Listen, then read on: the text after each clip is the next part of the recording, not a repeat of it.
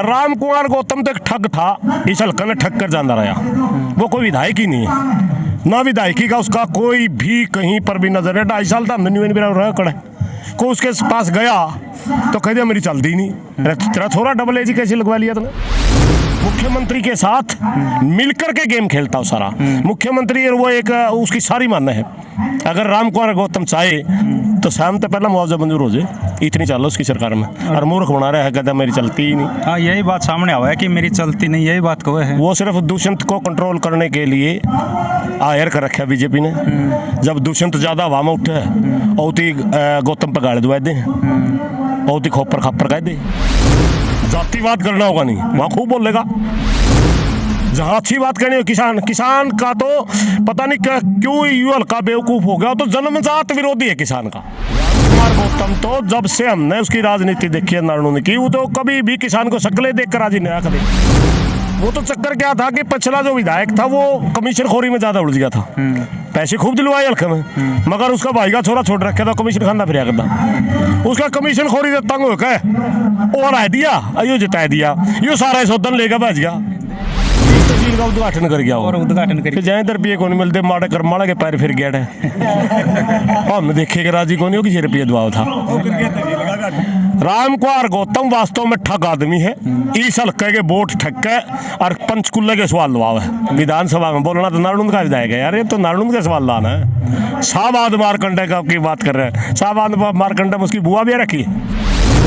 ये एक ऐसी सरकार आई है हरियाणा प्रदेश के अंदर जो किसानों को दुश्मन मानती है। पूरे हरियाणा में ही चल रही है, पूरे हरियाणा में ही पिक एंड चूज हो रहा है। जहाँ पर भी बीजेपी के किसी नेता ने कहा इस गांव को देना है तो उसको दे दिया जाता है। किसी गांव में कह दिया भाई इस गांव में तो तापे आ रहे थे, उसको नहीं दिया जाता। जहाँ कह दिया जाता है शेरिया में तो आ रहे थे, वहाँ नहीं दिया जाता। किसी गांव में तो अगर वो जीतते हैं तो वहाँ दे दिया जाता है। ये पूरा हरियाणा में चल रहा है। ऊपर तो सीएम हाउस तक डीसी को आदेश आता है कम से कम पैसे में काम चलाना है।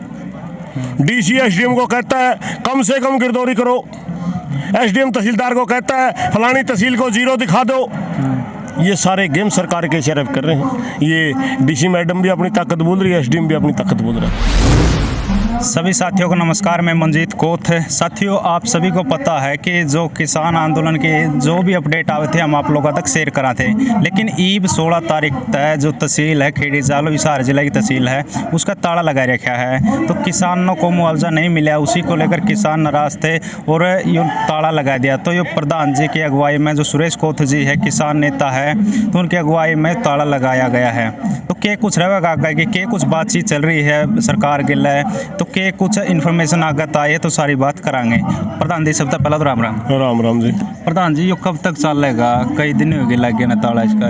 ये तो सरकार बतावे, हमने तो ताला ला दिया, उसी दिन घोषणा कर दी मुआवजा दे ताला खुलवा। फिर यो आपने लगता होगा सरकार का कोई संदेश आया है, कोई कुछ कंधे हो? अभी तक सरकार की तरफ से कोई भी आधिकारिक रूप में कोई सूचना नहीं है। ये इधर उधर की बातें चलती रहती है, को मैंने रख दिया। आधिकारिक रूप से सरकार का कोई अधिकारी कर्मचारी हमारे से बातचीत करने के लिए या कोई रास्ता निकालने के लिए नहीं आया। और क्या लगा प्रधान जी, क्यों नहीं आ रहे बातचीत करने के लिए? कोई बड़ा अधिकारी नहीं पहुंच रहा, इतनी संख्या बैठे, इतने किसान बैठे हैं, क्या इनका नुकसान नहीं है? सबको पता है कि पिछले साल जो नरमा थी हरियाणा के अंदर जहाँ भी बिजली सबको नुकसान था। गुलाबी सुंडी के नाम से एक ऐसी भयंकर बीमारी आई थी कि पूरा हरियाणा मनमन कपास हुई है किले में। नुकसान का सबको पता, सरकार को भी पता, प्रशासन अधिकारियों को पता। मगर ये देख रहे थे कि ये कंपनी के जो इंश्योरेंस कंपनियां जिनको दे रखी हैं उनसे पैसे लेकर के अधिकारी और कर्मचारियों ने उल्टे पुल्टे काम करवा दिए, या मंत्रियों की फिक्सिंग है। कहीं कुछ मंत्रियां कंपनी के उनको दबा देती हैं। इस तरह कर करके किसान को कम से कम पैसे मनाने के लिए नाटक किए जा रहे हैं। पहले बिल्कुल काट दिया गया, अब हम रोड़ा कराएंगे, थोड़ा बहुत दे करके उठा दिया जाएगा।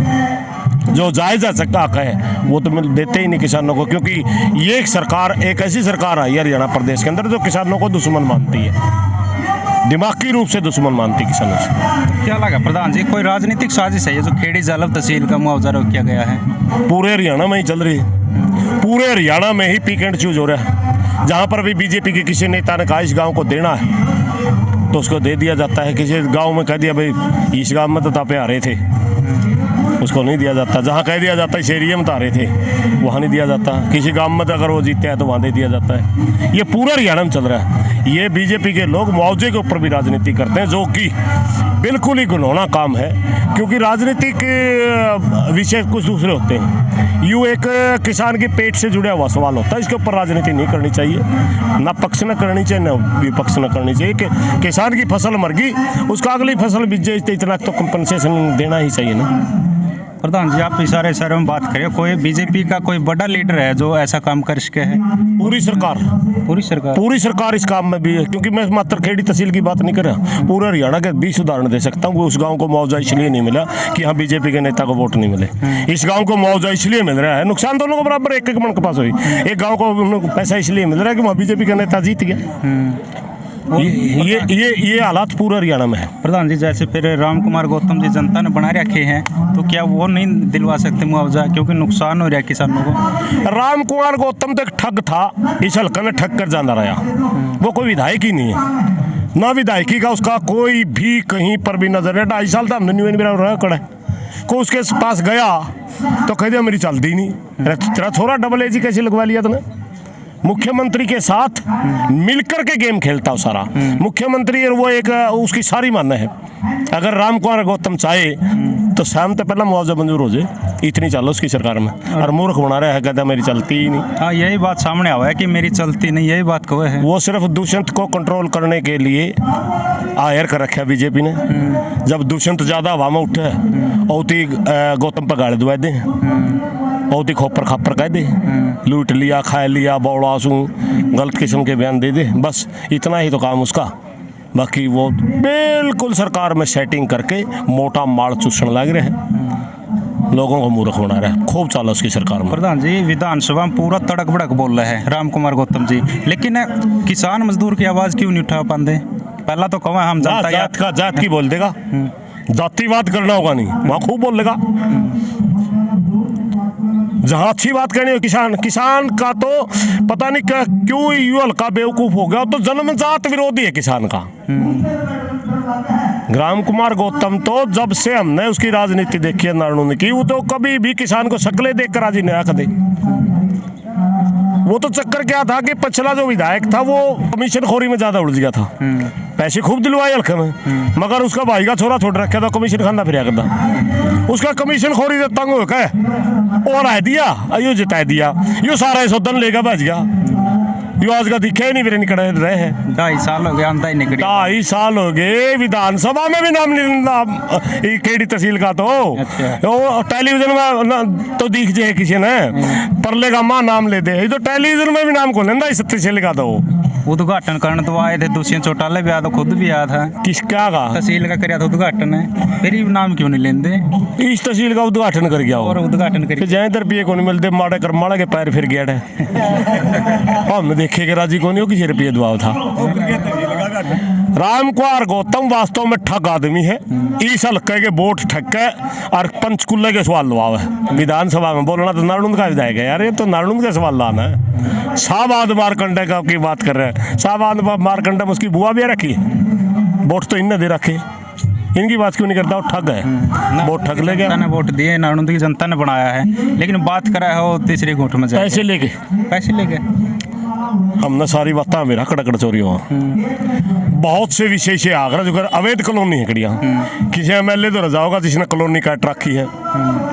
मेरी हमारी विधानसभा में आवाज़ उठाओ, एक टच ही दे होगा और क्वेश्चन लाओगा, फलाने शहर में एक कॉलोनी है, इतने साल से लोग रह रहे हैं, वहाँ लाइट भी है, वहाँ पानी भी है, उसको नियमित किया जाना चाहिए, जबकि उसका उस शहर से कोई लेना देना नहीं होता। वो पैसे में सवाल उठाए जाते हैं। जो ये पंचकुला के इसके शाहबाद के वो सारे रुपये लेकर सवाल उठाओ। अगर बगैर पैसे सवाल उठाता होता तो खेड़ी तहसील की बात करता होता, नारनून तहसील की, बास तहसील की बात करता होता। ये पैसे लेके आवाज़ उठाता है। प्रधान जी, कहीं ना कहीं फिर प्रशासन पर भी सवाल उठा है, क्योंकि DC एक बड़ा अधिकारी हो गया डिस्ट्रिक्ट लेवल का, तो वो भी नहीं जनता से अगर बात करता, तो नेता तो चलो 5 साल गए, DC तो लगभग कई सालों का बना है।